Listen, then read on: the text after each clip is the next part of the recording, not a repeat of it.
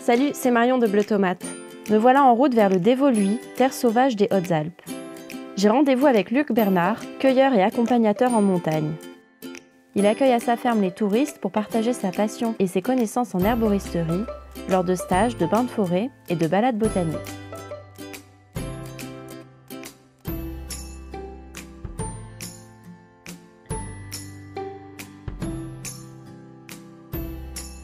Luc, nous sommes dans un ancien corps de ferme. Quel est ce lieu? C'est une ferme familiale. Mes grands-parents étaient en polyculture élevage. Et moi, à leur décès, j'ai racheté le lieu pour cultiver des plantes. Voilà, je me suis installé vraiment en tant que paysan herboriste dès le départ. C'était quand ça?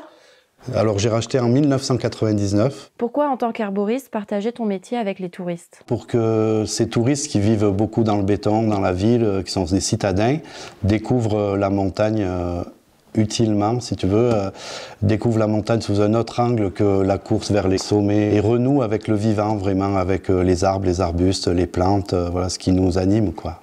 La transmission aussi, des connaissances qui se sont perdues après-guerre. À qui s'adressent ces activités? Je travaille beaucoup avec des touristes qui viennent dans la montagne du Dévoluy parce qu'on a 2 stations de ski et pas mal de possibilités d'hébergement. Mais ça s'adresse aussi à des gens plus locaux, la vallée du Buèche, l'Embruné, le Gapencé. C'est des curieux de nature, curieux du vivant, donc c'est un public assez large.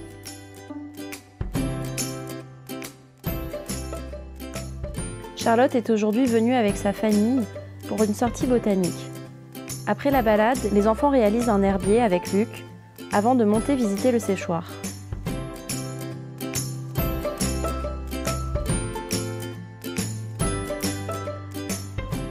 Moi, je suis venue aujourd'hui parce que j'ai rencontré Luc il y a quelques temps et il m'avait parlé de son travail ici, à l'herbier du Dévoluy.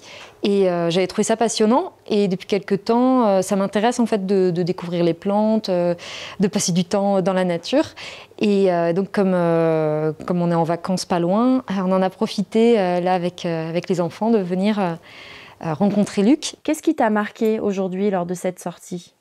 Alors déjà c'est toutes les connaissances de Luc et puis de la découverte, des surprises. Par exemple, moi il y a un plat ici typique que j'aime beaucoup qui s'appelle les oreilles d'âne et j'ai toujours cherché ce type d'épinards d'oreilles d'âne et j'avais jamais trouvé.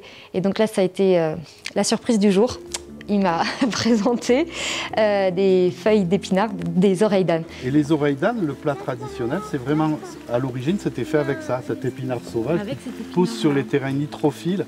Autour des fermes, il y en a de partout. Donc ça existe vraiment l'épinard oreille d'âne? Parce que j'avais cherché. Ah oui, non mais complètement.